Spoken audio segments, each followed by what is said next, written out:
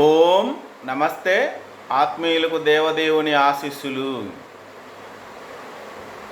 త్రిమూర్తులలో సగుణానికి నిర్గుణానికి ప్రసిద్ధి పొందినవాడు పరమశివుడు. ఈయనకు సగుణ రూపము నిర్గుణ రూపము రెండు ఉన్నాయి.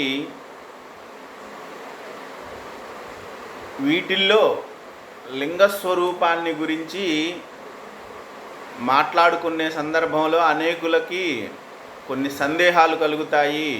శివలింగము అంటే పురుషాంగము అని, అది శివుని పురుషాంగమే అని, ప్రజలని పూజించమని ప్రేరేపణ చేస్తున్నారు అని చెప్పేసి ఇది తప్పు కాదా అని ప్రశ్నించేవాళ్ళు, అనేక రకాల సందేహాలు కలిగి ఉన్నవాళ్ళు కూడా ఉన్నారు. ఈ శివలింగ సంబంధమైన అంశాన్ని గురించి శివునికి సంబంధించిన లింగ పురాణంలో ఒక అంశం తెలియజేయబడింది. దానిని ఈ వీడియోలో మనం తెలుసుకుందాము. మరిన్ని అంశాలని మరొక వీడియోలో తెలుసుకోవడానికి మనం ప్రయత్నం చేద్దాము. లింగ పురాణము పూర్వ భాగము 3వ అధ్యాయము 1వ శ్లోకం ఏముంది అంటే, అలింగో లింగమూలం తు అవ్యక్తం లింగముచ్యతే, అలింగ శివ ఇత్యుక్తో లింగం శైవమితి స్మృతం అని చెప్పారు. అలింగము అనగా నిర్గుణ బ్రహ్మము అని, అదే శివుడు అని, పరబ్రహ్మము అని చెప్పబడింది. లింగము అనగా ప్రకృతి అని, సగుణము అని చెప్పబడి ఉన్నది. అందుకే శివలింగములో ఊర్ధ్వ భాగాన్ని శివుని యొక్క అంశగాను, మధ్యలో ఉన్న భాగాన్ని విష్ణు అంశగాను, మూలములో ఉన్న భాగాన్ని బ్రహ్మ అంశగాను, త్రిమూర్తి స్వరూపంగా శివలింగాన్ని ప్రస్తావన చేసి చెప్తారు. ఇది సగుణ సంబంధమైన అంశము. ఇక్కడ ఏం చెప్తా ఉన్నారంటే, నిర్గుణ బ్రహ్మము అలింగము, ప్రధానము, సమస్త ప్రకృతికి మూలము అని చెప్పబడుతున్న ఆ తత్వాలలో ప్రధానము అనే తత్వము లింగముగా చెప్పబడి ఉన్నది. లింగమునకు మూల కారణము అలింగము, ప్రకృతికి కారణం పురుషుడు అన్నట్లుగా సగుణాన్ని ప్రధానమని ప్రకృతి అని అంటారు. ఆ సగుణము ప్రధానము ప్రకృతి అయినదే లింగము. దీనికి మూలమైనది అలింగము, అది పరమేశ్వరుడు అని 1వ శ్లోకంలో మనకు తెలియజేస్తూ ఉన్నారు.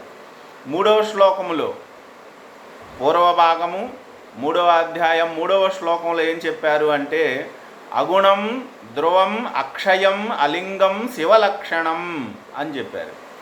అగుణము అయిన అలింగము స్థిరమైనది, అది శాశ్వతమైనది, ఇదే శివుని లక్షణము అని చెప్పేసి 3వ శ్లోకం తెలియజేస్తూ ఉంది.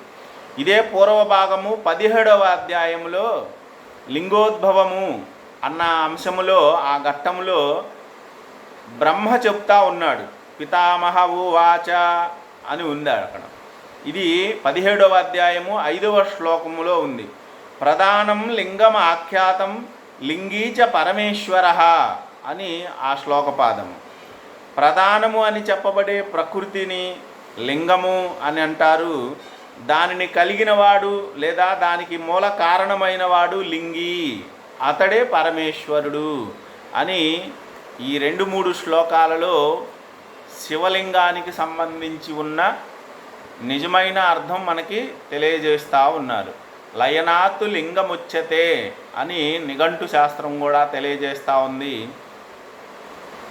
చరాచర ప్రపంచము, ప్రకృతి, పంచభూతాత్మకమైన ఈ సమస్త ప్రకృతి ప్రళయకాలంలో చిట్ట చివరికి దేని యందు లయమయ్యిద్దో అది లింగము అన్నారు. అంతేగాని శివునిదో లేదా మానవులదో పురుషాంగము అది శివలింగము అని అనడము, అలా భావన చేయడము అపోహ, అది అసత్యము. అది సరైన ఆధ్యాత్మిక సాధనకు ఉపకరించే అంశం కాదు అని మనం గుర్తెరుచుకోవాలా. ఇలాగా మనము శాస్త్ర పరిజ్ఞానాన్ని పెంచుకోవాలా. లోకములో అవకాశవాదులు ప్రచారం చేసే అంశాలను మనము ప్రమాణంగా గ్రహించకూడదు. లింగ పురాణములోనే ఈ లింగమును గురించిన విషయము ప్రస్తావన చేయబడింది. మరి స్కంద పురాణంలో కానీ మరొక చోట కూడాను దీనిని గురించిన ప్రస్తావన మనకు కల్పిస్తూ ఉంటుంది. ఈరోజు చెప్పిన శ్రీమద్ భాగవత ప్రవచనంలో తిరుమల తిరుపతి దేవస్థానం యొక్క భక్తి ఛానల్లో ప్రసారమైన ఆ భాగంలో లింగము అన్న పదము 5వ స్కందము 5వ అధ్యాయము 13వ శ్లోకం సుమారుగా అక్కడ మనకి ప్రస్తావన వచ్చింది. అది సత్యమును కప్పి ఉంచే అంశంగా చెప్పబడి ఉన్నది. ఏది సత్యమును కప్పి ఉంచుతుంది అంటే శరీరము ఆత్మ అనే సత్యాన్ని కప్పి ఉంచి శరీరమే నేను అన్న భావన కలిగింపచేస్తూ ఉంటుంది.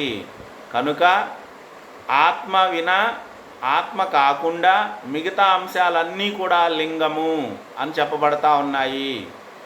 ఆత్మ లింగాతీతమైనది, జ్యోతిస్వరూపమైనది. కనుక మన స్వాధ్యయనము అనే దానిని చక్కగా చేసుకొని సత్యజ్ఞానాన్ని ఎరిగి మనము ఆ ఆత్మీయ జ్ఞానములో ఆ సత్యములో నిలకడగా నిలబడి ఉందాముగాక. అందరికీ స్వస్తి. ఓం నమస్తే.